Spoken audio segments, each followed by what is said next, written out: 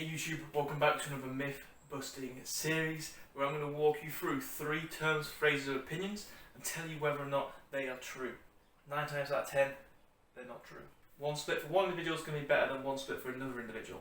But here are the 2 main things, or maybe 3 main things you need to focus on when picking your own training split. And this is why the bro split isn't necessarily the best, because it depends on you as an individual.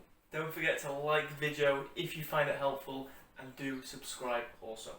Okay, first and foremost we have the bro split is the best training split for adding muscle mass. So the bro split is essentially training one muscle group per day. Okay, so for example Monday would be International Chest Day, Tuesday would be quads, Wednesday would be back, Thursday, you get the idea. Okay, training one particular muscle group on one day, that being the best way for muscle growth or hypertrophy. Now, training split and the better training split is going to be down to the individual and their situation. Okay, one split for one individual is going to be better than one split for another individual. But here are the 2 main things, or maybe 3 main things you need to focus on when picking your own training split. And this is why the bro split isn't necessarily the best, because it depends on you as an individual. 1, you want to make sure that you're training each muscle group 2 to 3 times a week, and if anything, depending again on how many times you train, the bro split will actually probably struggle with doing that. So actually, in a generic sort of idea, might actually not be the best at all. 2, wants to be a split that you enjoy. If you enjoy it, you're going to stick to it, you're going to be consistent, you're going to adhere to it over time. And 3, you want to make sure that you can recover in time before you train that muscle group again. Okay, so if you're training that muscle group too frequently and not giving yourself enough time within that split to recover before you train it again, then you're just not going to be able to adapt and progress as well. So if you're ticking those 3 boxes, then you pick a split which is going to help you do all those 3 things. Okay, and for you as an individual, the bro split might not be the best. If you're training less than 5 times a week, then it definitely probably isn't, and you're going to be better off picking other types of splits.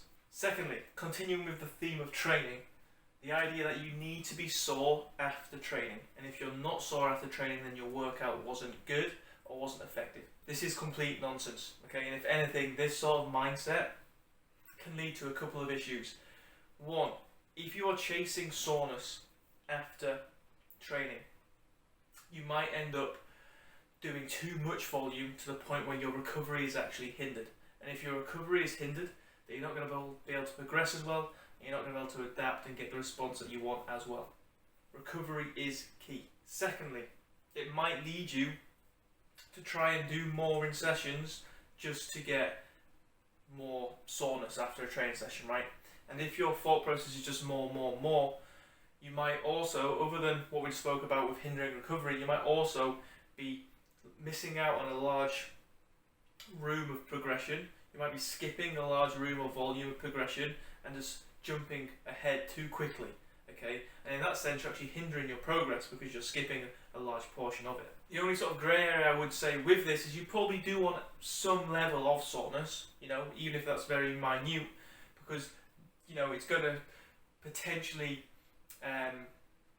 point you in the right direction of the amount of volume that you are doing, right? If you're doing very, very little volume and you're not getting sore on any level, and you know other factors and feedback to look for, you're not even getting like a good pump or whatnot, then yes, volume might be too low and you might want to up it a little bit to the point where you are getting slight DOMs after training.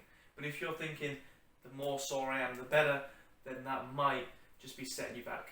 And then lastly, the idea that if you don't train, your muscle is going to turn into fat. Now, this isn't true, like that can't happen. Muscle can't turn into fat. You can lose muscle if you're not training for a long period of time,